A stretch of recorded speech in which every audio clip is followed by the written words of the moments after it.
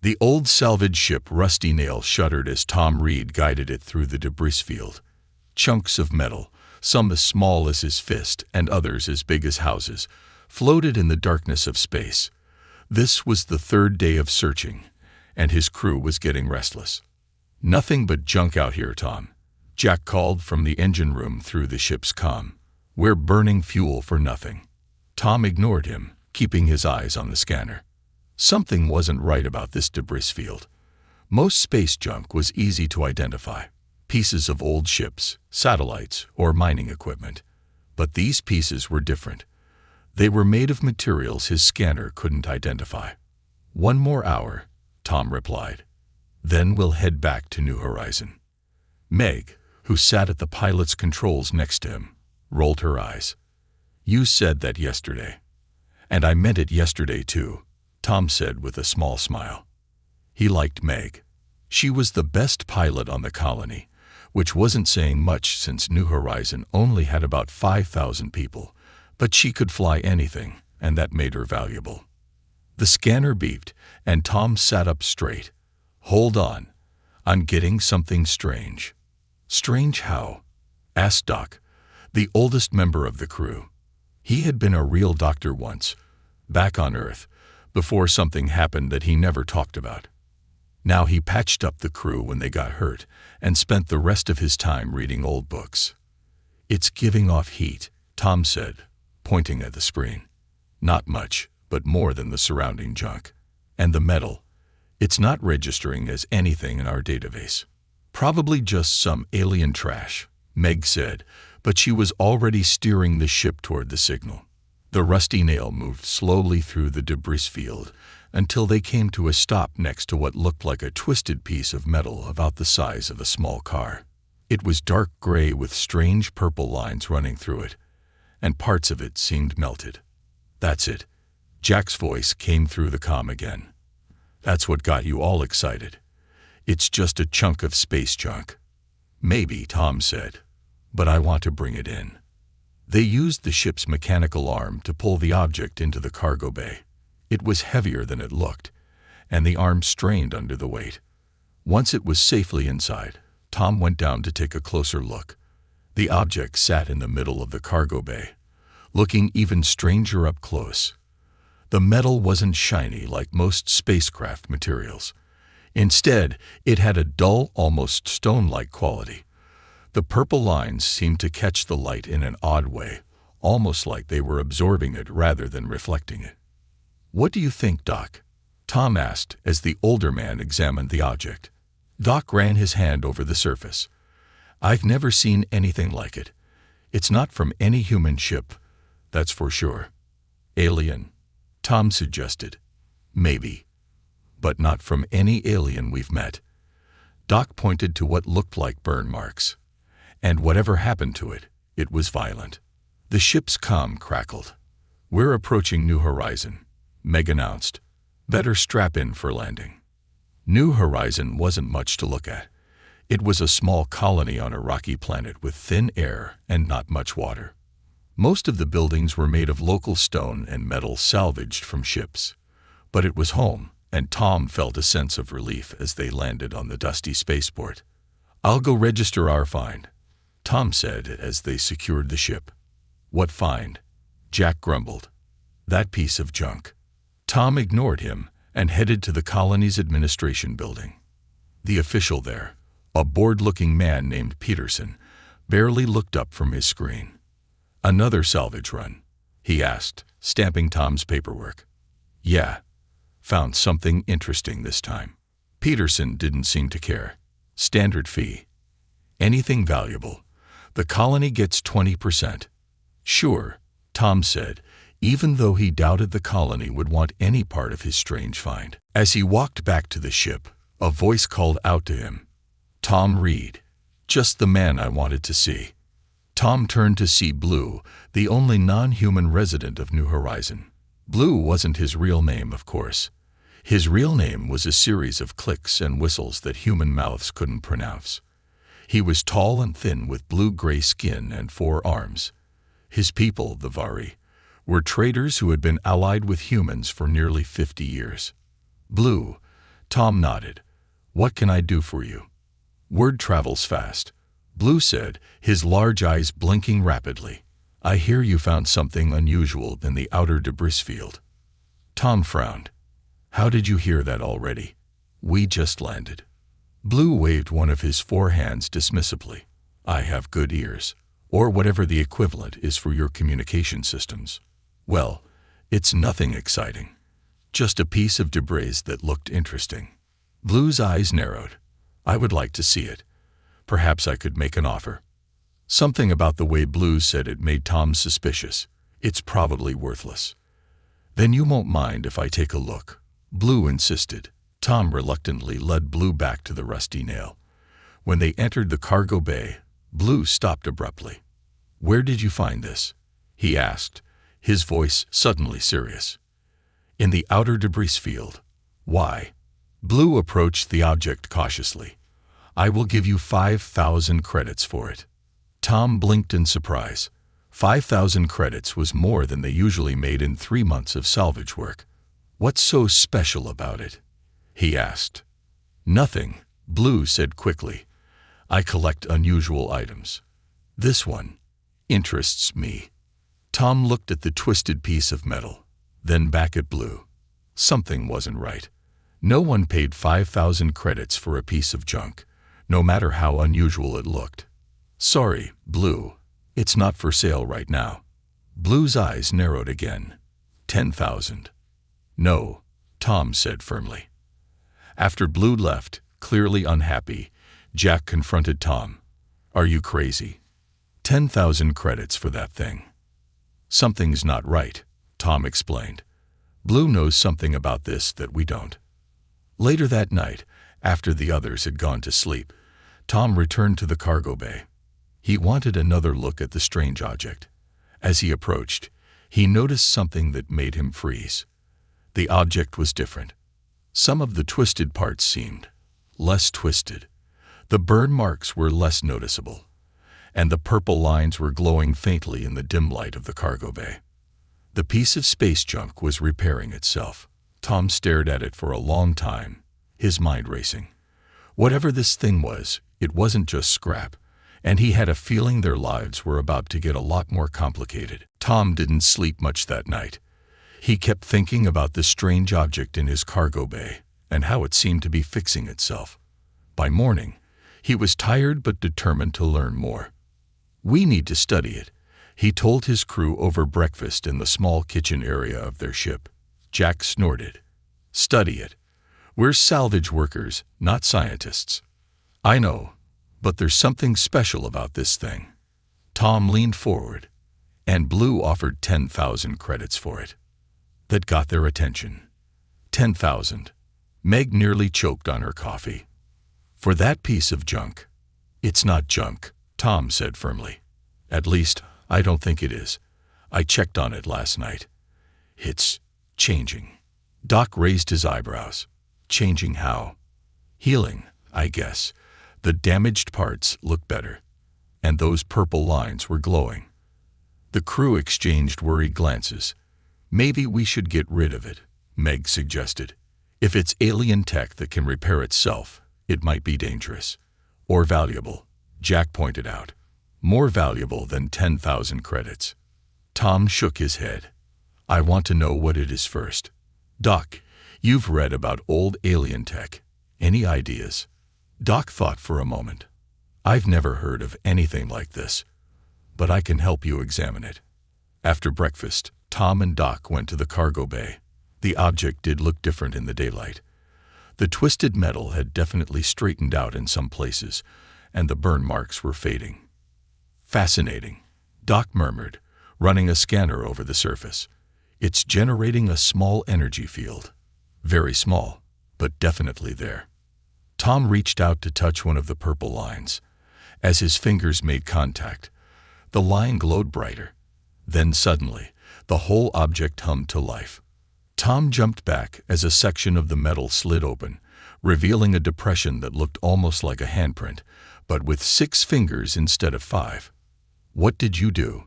Doc asked, eyes wide. "Nothing. I just touched it." They stared at the open panel. After a moment of hesitation, Tom reached toward the handprint. "Tom, wait," Doc started to say, but Tom had already placed his hand in the depression. A beam of light shot out from the object, scanning Tom from head to toe. Then a holographic display appeared above the object, showing strange symbols that flowed and changed. "It's some kind of interface," Tom said in awe. But as quickly as it had activated, the interface disappeared, and the panel slid closed. The object went silent again. "I think it scanned you," Doc said. "But why?" Before Tom could answer, an alarm blared across the colony. It was the warning system. New Horizon was under attack. They rushed outside to see people running for shelter. In the sky above, 3 dark ships were descending toward the colony. "Crawl," Meg said as she joined them, her face grim. Raiders. Everyone knew about the Crawl Empire. They were a warrior species that saw humans as weak and had been pushing into human space for years, raiding colonies and taking whatever they wanted. "Get to the shelter," Tom ordered his crew. "I need to grab something from the ship." "What? Are you crazy?" Jack shouted over the noise of the alarm. "Just go. I'll meet you there." Tom ran back into the Rusty Nail while his crew headed for the colony's underground shelter. He wasn't sure why, but he couldn't leave the strange object behind. If the Crawl found it, he reached the cargo bay just as the first explosions hit the colony. The building shook, and dust fell from the ceiling. Tom grabbed a hover cart and started pushing it toward the object.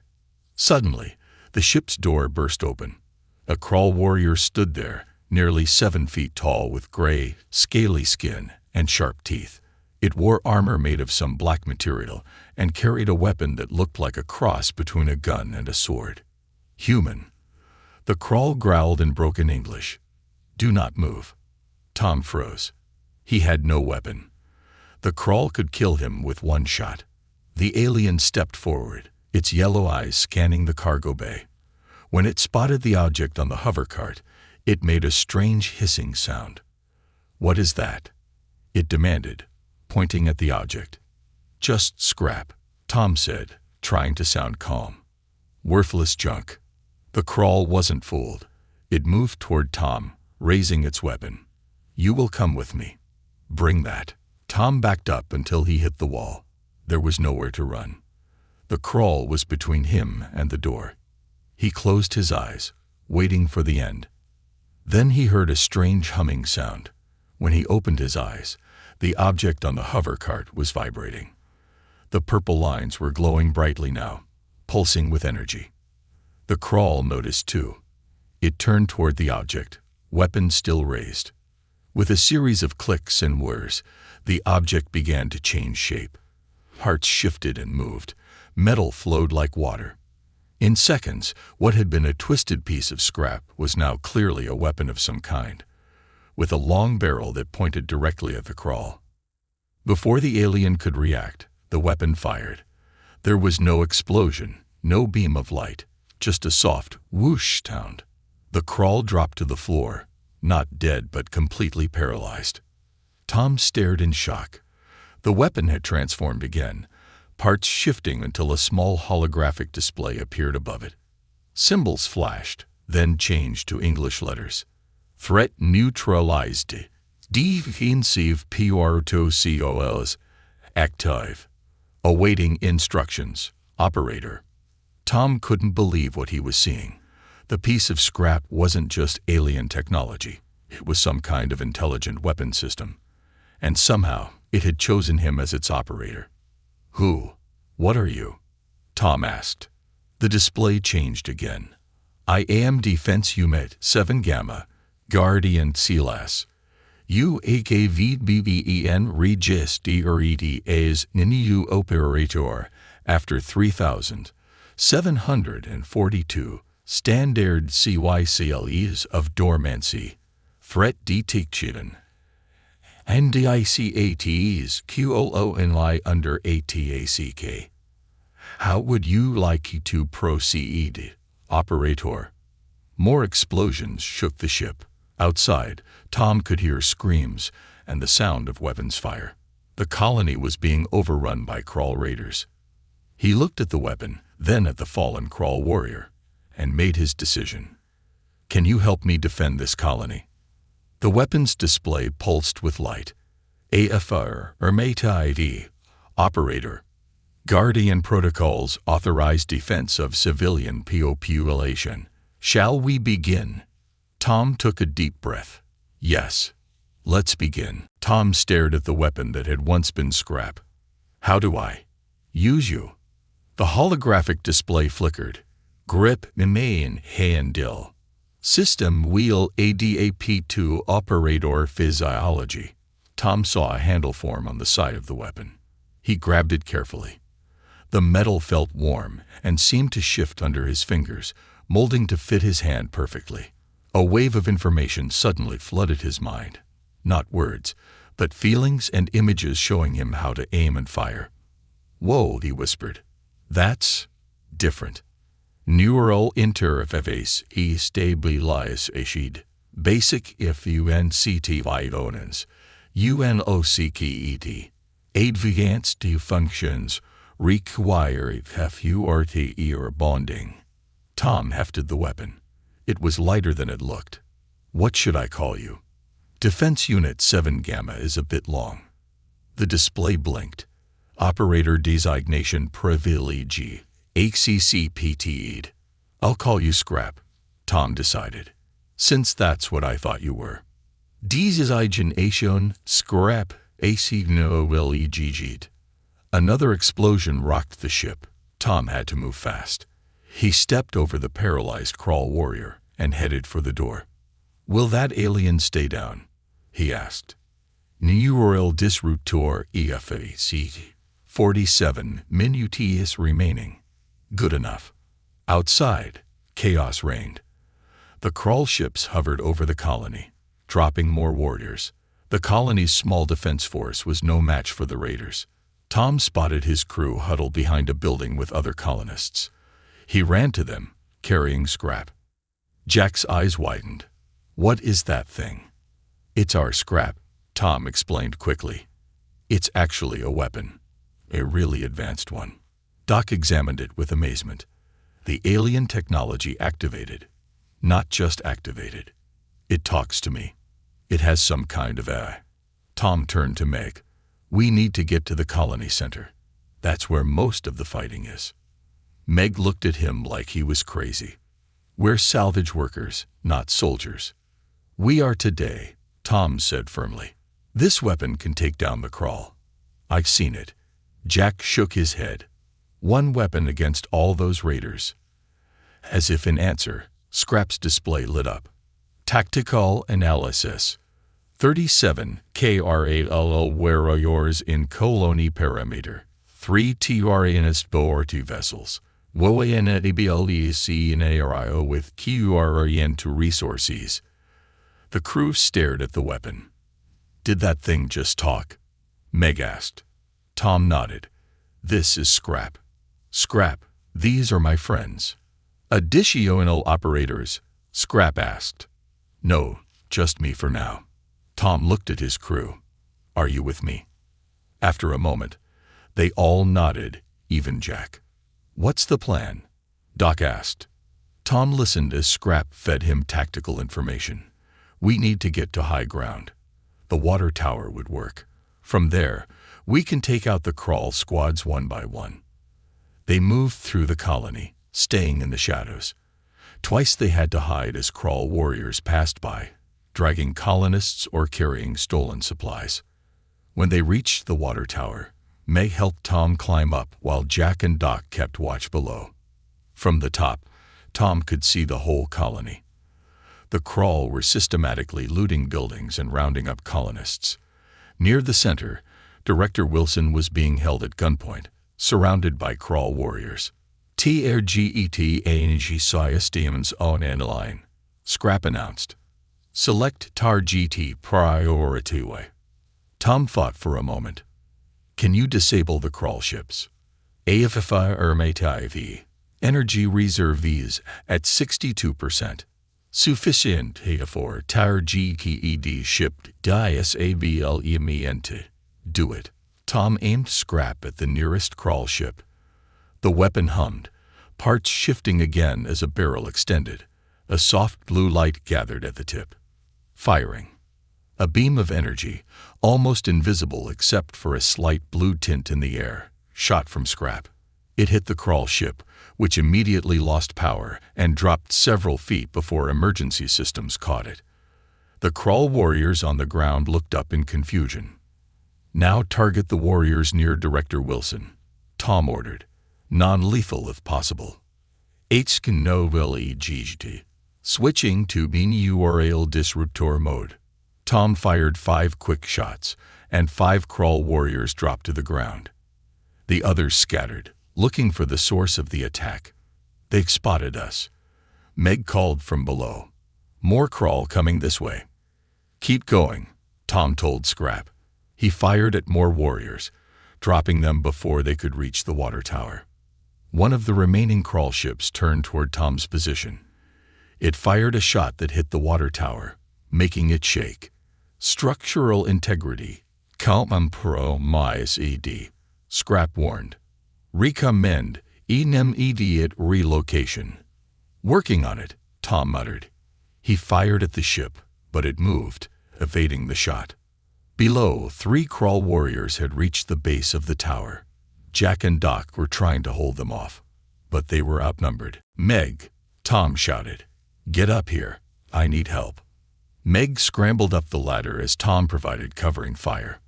When she reached the top, he handed her Scrap. "Hold this for a second."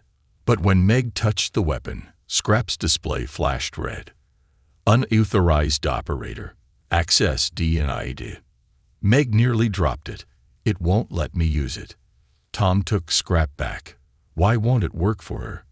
"Guardian protosavos. 1 operator PR unite. Operator transfer requires FORM8LPRCGUR." The water tower shook again as another shot hit it. "We need to get down," Tom said. "This thing's going to collapse." They climbed down quickly. At the bottom, they found Jack and Doc hiding behind some crates, pinned down by crawl fire. "Nice of you to join us," Jack said sarcastically. Tom raised Scrap to return fire, but a voice behind them made them freeze. "Do not move, humans." They turned to see Blue standing there, but he wasn't alone. 2 more aliens of his species were with him, all holding strange devices. "Blue," Tom was confused. "What are you doing here?" Blue's eyes fixed on Scrap. "You have activated a Guardian weapon." "Impressive." "You know what this is?" Tom asked. "Of course." Blue stepped closer. "My people have been searching for Guardian technology for centuries. We believed it was all destroyed in the Great War." "The Great War." 10,000 years ago, Blue explained.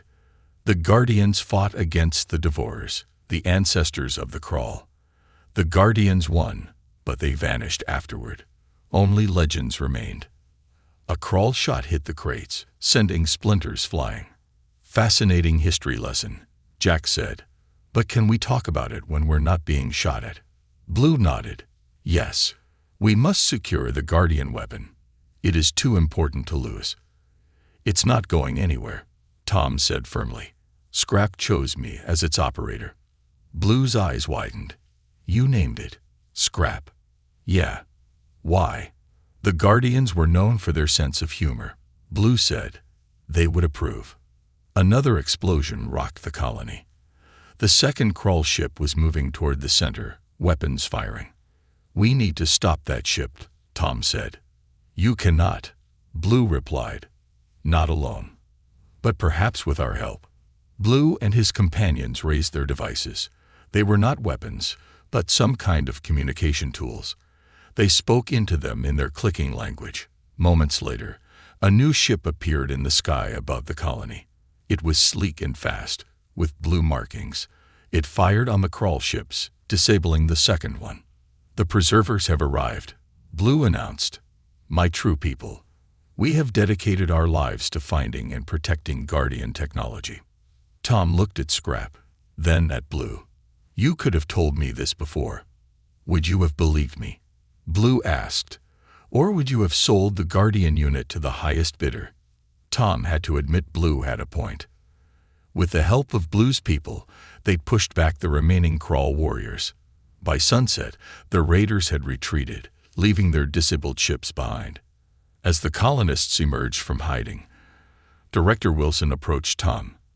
When he saw Scrap, his eyes widened. "What is that weapon, Reed?" he demanded. "Colony regulations require all weapons to be registered." "It's a long story," Tom said. "It's Guardian technology," Blue cut in. "Beyond your understanding, Director." Wilson's face hardened. "Whatever it is, it needs to be turned over to colonial authority immediately." Tom felt Scrap grow warm in his hands, as if responding to his sudden anger. "Operator Sterias DTHTE. Defensive Pirotociolas Hoen STA and DBY. "That won't be happening, Director," Tom said calmly. "Scrap chose me, and we're staying together." Wilson looked like he wanted to argue, but with Blue's people watching, he merely nodded stiffly and walked away. "You have made a powerful enemy," Blue warned. "Added to the Crawl. What's one more?" Tom looked down at Scrap. "Besides, I think we can handle it." "AFIRMATIV," Scrap replied. "Operator defense. Priority 1. Tom smiled. This strange piece of scrap had changed everything, and he had a feeling the adventure was just beginning. Tom didn't sleep that night. His mind was too full of everything that had happened. Scrap sat on the table in his small living quarters, its purple lines glowing softly in the darkness. "Can you tell me more about the Guardians?" Tom asked. Scrap's display lit up. "Historical RC8IVs partially corrupted. Limited data available. Tell me what you can." "Guardians. Peacekeeping force is ability to maintain balance between civilizations. Primarily protect developing species from extinction or QOMQEST. And the Crawl? Their ancestors were called the Devores. AFIR Mermative. The DEVOURERS Sojichi to consume all resources and NNOLEG of other species. Guardians opposed this philosophy. Tom thought about this. So it's an old war that never really ended. Correct.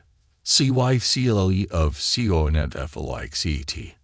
94% PROBABILITY of CONTINUATION with of AUKANT or VNTON. A knock at the door interrupted them. Tom quickly covered Scrap with a blanket before opening it. Meg stood there, looking worried. "You need to come quickly.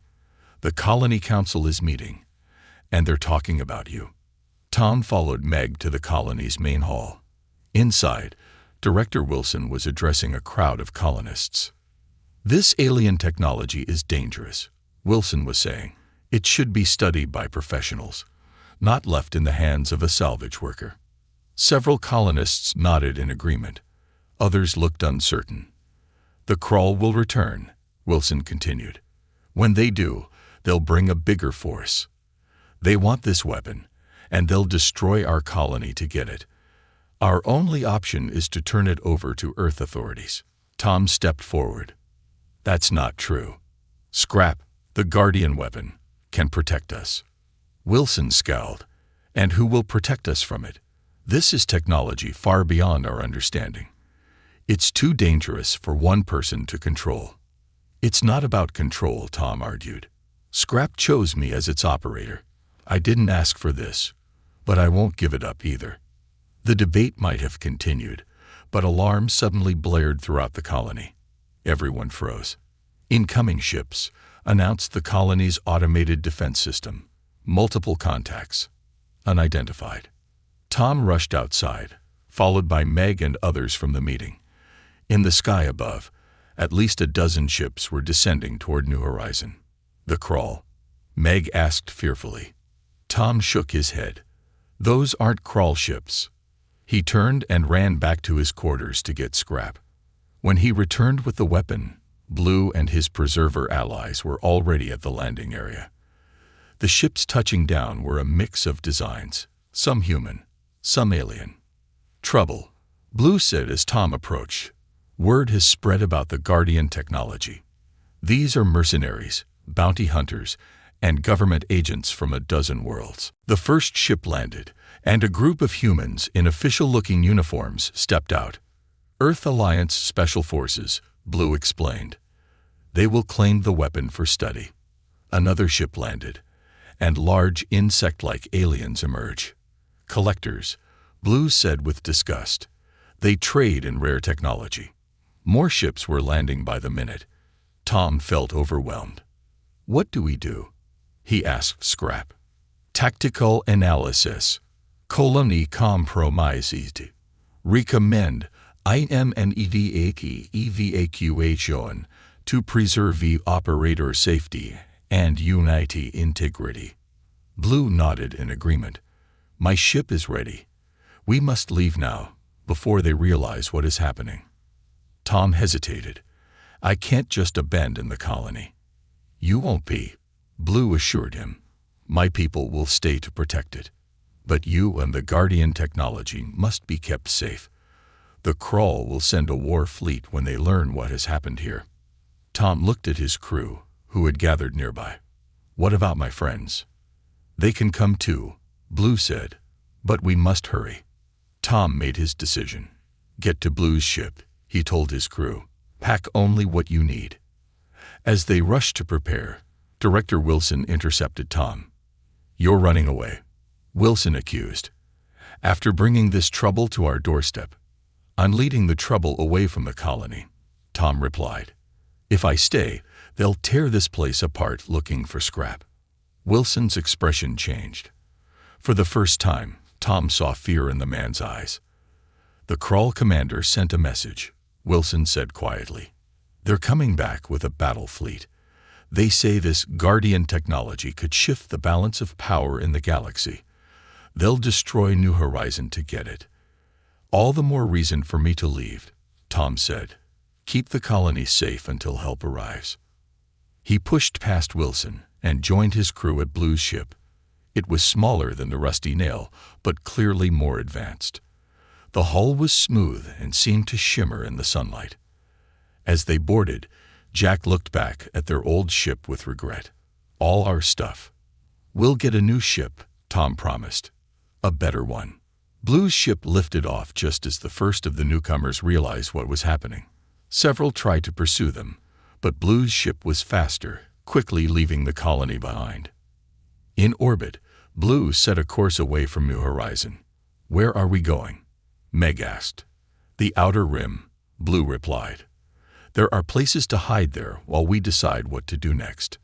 Tom sat by a viewport, watching his home fade in the distance. Scrap rested in his lap, its display showing a star chart. "Multiple Pursuit VQ2Rs DTECTE," Scrap announced. "Four vessels FOL doing." Blue checked his instruments. "They're right. We're being followed. Can we outrun them?" Doc asked. "For a time. But we'll need to hide eventually." Tom studied the star chart on Scrap's display. "There," he said, pointing to a dense asteroid field. "We can lose them in there." Blue looked doubtful. "Very dangerous." "Navigational assistance available," Scrap offered. "This unit contains MAPPNG capabilities." Tom looked at Blue. "Scrap can guide us through." Blue hesitated, then nodded. "Very well." The ship changed course, heading for the asteroid field. As they approached, the huge rocks became visible through the viewport. Some were the size of mountains, others as big as entire colonies.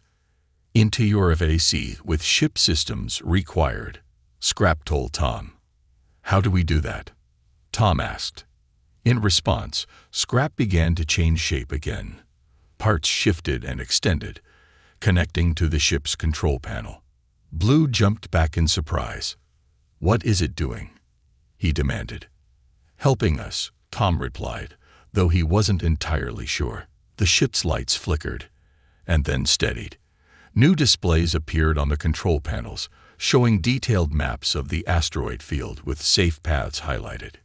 Integration complete. Guardian navigation systems on the line. The ship moved smoothly into the asteroid field, following the path Scrap had mapped. The pursuing ships hesitated at the edge. "They're afraid to follow," Meg said with relief. But one ship, larger than the others, plunged into the asteroids after them. Car AL Battle CRUISER DGTCTE. Scrap warned. "Commander, Rank is Janani, URESPRECent." Tom felt a chill. "They really want you badly." AFR or Mative. Guardian Technology Priority TRGT or KRAL Empire. As their ship weaved through the asteroids, Tom began to understand the true significance of what he had found. This wasn't just a weapon. It was a key to ancient power that could change the balance of the galaxy. And somehow, he, a simple salvage worker from a backwater colony, had become its keeper. "What happens now?" he asked Blue. Blue's 4 eyes blinked in sequence. "Now, Tom Reed, your real journey begins. The Guardians chose you for a reason. We must discover why." Behind them, the Crawl ship closed the gap, weapons charging for attack. The Crawl battle cruiser fired its first shot. The energy blast missed Blue's ship by inches, hitting a nearby asteroid instead. The rock exploded into thousands of pieces that rained down around them.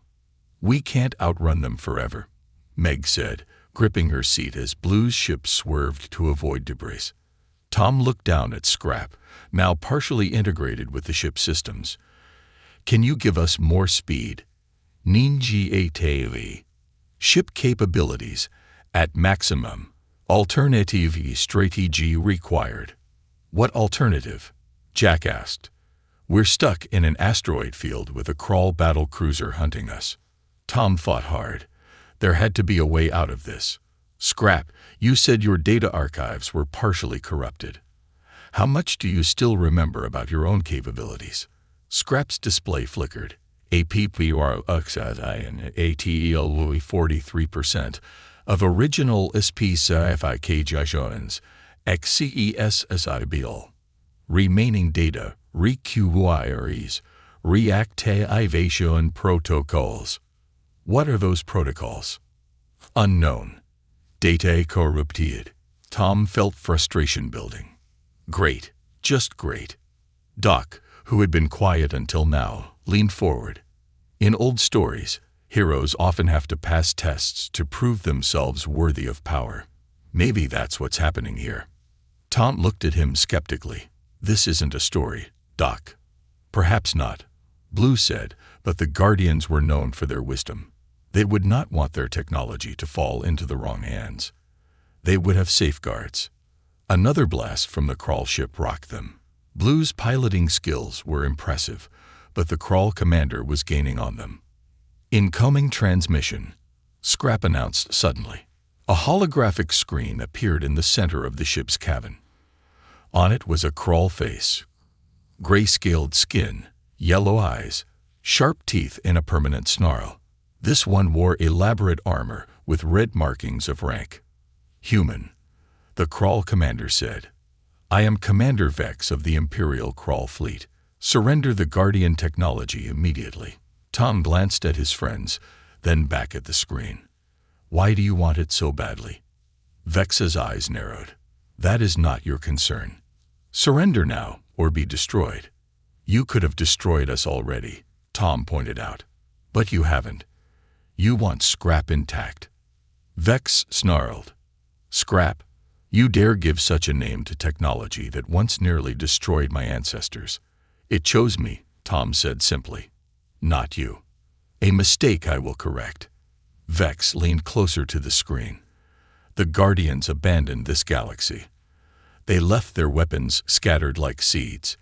My people have searched for centuries, and you, a simple human, found one by accident. This cannot stand." The transmission cut off. Moments later, a new barrage of fire came from the crawl ship. He's trying to disable us, not destroy us, Blue observed as he piloted through the assault. Tom looked at Scrap. Is there anything in your memory banks about this Commander Vex? Searching. Partial Métis siege found. G nitik elian ag. Ture sigi tu de or air high command. ANC store. Supreme War Leader VX there. So he's royalty, Tom said. That explains his interest. Scrap's display change, showing an image of a massive space battle. Final QNFLIT DATAG FRAG MANT HCCSSIBL. UR Dians, Verus US DEVOURERS. Decision point. Galaxy Preservation Protocol. The image shifted to show what looked like thousands of objects, similar to what Scrap had once been, scattered across star systems. Is that you? Tom asked. Are there more like you out there? HFY or MATIV, Guardian Network, dormant, awaiting reactivation. Tom's eyes widened as he began to understand. You're not just a weapon. You're part of a network, a system left behind by the Guardians. Correct. This unite, Node Bead 7 Gamma. Purpose, monitor, evaluate, HCTIGAT, WKN worthy operators found. Another blast hit them, closer this time. Warning lights flashed throughout the ship. We can't take much more of this, Blue warned. Tom made his decision. Scrap, how do I fully activate you? Core activation, REQI PUROF, of intent. You are Diane's protected life. What would you protect? Operator Tom Reed. It was a test, just as Doc had suggested. Tom didn't hesitate. My friends, the colony, people who can't protect themselves. I don't want power. I just want to stop the crawl from hurting others. Scrap's purple lines pulsed brighter than ever before. Intent VERFIED. Beginning. Volulol ACTI VATI IGON Seiki QENC. Scrap detached from the ship's console and floated into the center of the cabin. It began to change again, growing larger, components shifting and expanding. Light poured from it, filling the cabin with a purple glow. What's happening? Meg asked, shielding her eyes. Guardian Pro Tokyo LINITIATE. Ship integration commencing. Please stand by. The light spread from Scrap to the walls of the ship, following circuitry paths no one had noticed before. Blue jumped back from the controls as they began to change shape, becoming more advanced. Impossible, Blue whispered. This ship was not built with Guardian technology. Adaptive integration. All materials co-invertible with sufficient energy. The ship shuddered, then steadied. Outside, the hull was changing color, dark metal turning silvery with purple lines similar to Scrap's. New weapons emerged from hidden compartments. Shields strengthened. Tom felt the change through his connection to Scrap. The neural link expanded, giving him awareness of the entire ship. I can feel it, he said in awe. The whole ship, it's becoming like Scrap. Transformation 87% complete. UR Diane vessel status online. The Crawl battle cruiser fired again, but this time the blast bounced harmlessly off their new shields. Your turn, Tom told Scrap. The ship responded instantly. Weapons locked onto the Crawl cruiser and fired. Not to destroy, just to disable. The Crawl ship's engines went dark, leaving it drifting among the asteroids. Enemy vessel neutralized. No casualties, DTTCTED. Tom nodded with satisfaction. Let's get out of this asteroid field. Their transformed ship moved smoothly through the asteroids, faster than before. Once they were clear, Scrap displayed a star chart with a destination marked. Guardian Network HFY log CATED. Recommend a immediate transit. What's there? Tom asked. Primary control node. Activation will ALERT. All do remainent Guardian technology in DSCCTR. Tom looked at his friends and blew. What do you think? I've spent my life searching for Guardian technology, Blue said. To see the hub, it would be an honor. Jack shrugged. We can't go back to New Horizon now. And I want to see where this goes. Meg added. Doc smiled. It seems the universe has chosen you for something important, We're with you. Tom nodded and set course for the coordinates Scrap had provided. As they traveled, Scrap shared more information about the Guardians, how they had fought to maintain balance in the galaxy, protecting developing civilizations from conquest. Why did they leave? Tom asked. Final data packet core RUPTED. Theory. Guardians be live DRECT NT or V into ion. No longer a propriety. Created network to identify worthy as UCCESSORs. And you think humans are worthy. Not ALO humans. You, Operator Tom Reed. Your actions demonstrated Guardian qualities. Protection without destruction. Defense without QoQest. 3 days later, they'd reached the coordinates, a small, unremarkable moon orbiting a gas giant in an empty star system. As they approached, the surface of the moon seemed to shift, revealing a hidden structure beneath.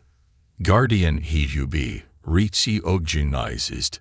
Welcome home. They landed inside a vast hangar that lit up as they entered. Outside the ship, they could see rows of dormant ships, weapons, and technology, all bearing the same purple lines as Scrap. There's enough here to change everything, Jack whispered. At the center of the hangar stood a platform with a handprint mark, similar to the one Tom had used to first activate Scrap, but larger.